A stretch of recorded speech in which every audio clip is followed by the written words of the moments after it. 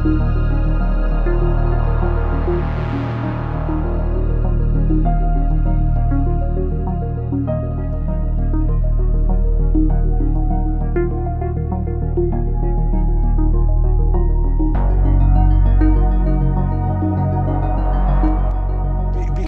America, for 2 centuries, has had one basic overriding goal, and that is world domination.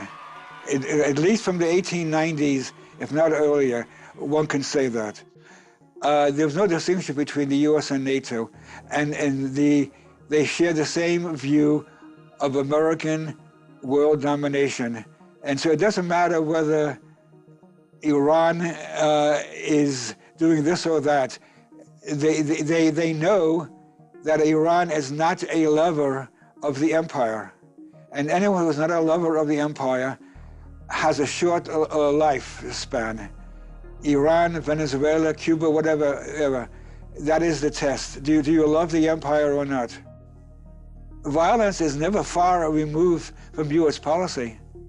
Let me summarize something for the benefit of our listeners.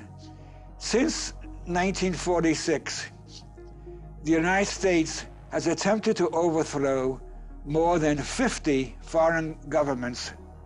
In that same time period, it has attempted to assassinate more than 50 foreign leaders. It has bombed the people of 30 countries. It has suppressed revolutionary parties in at least 20 nations. And there's more to that. I forget my other factor on my list. This is a record unparalleled in all of human history. And there's no reason to think it's changing or will change, except if some superior force comes on the scene and can actually defeat the United States. Because Russia has the 2 characteristics of an enemy which Washington cannot tolerate. One, it has very powerful military capabilities, and 2, it is not a client of Washington's policies. It's not a great admirer of the empire. The same applies to China. That's all it takes. You don't admire us and you have military force. That's all it takes to be a major enemy of Washington.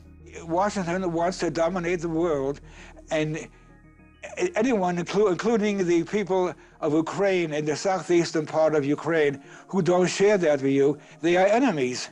And at some point, they may be met with military force. Washington is not looking for peace or war, it's looking for domination.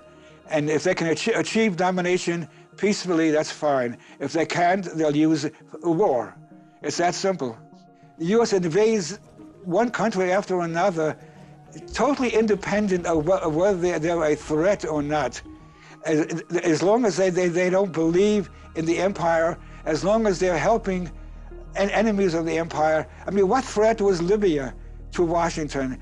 The US and NATO invaded them without mercy, bombed them out of existence. They were a failed state there. What was the threat? There's no threat.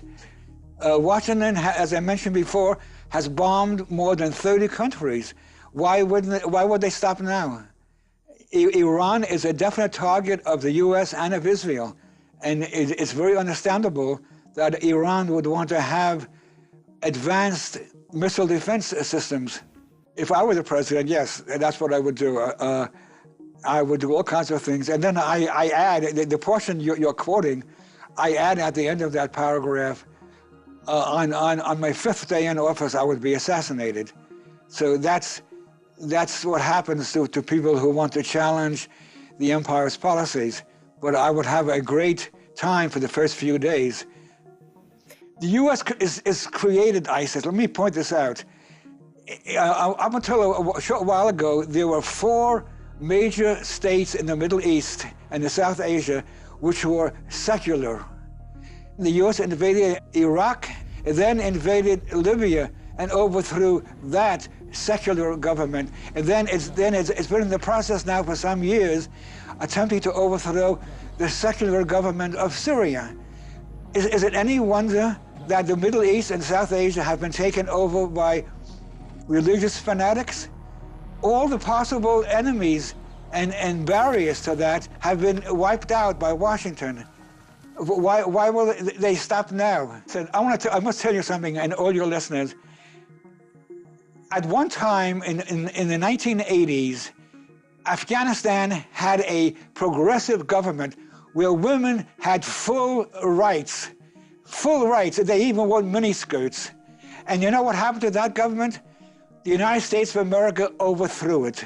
So please do not tell me about the U.S. policy helping the girls or the women of Afghanistan. We are the great enemy of the females of Afghanistan.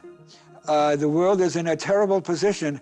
The world had a chance 20, 30 years ago to stop the U.S. from all these interventions. If NATO had been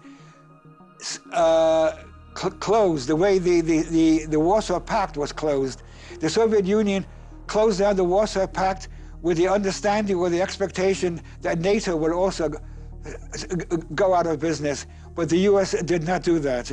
And so they cheated again. And it's too late now. I don't know what to say. I don't know what to say to save the world now.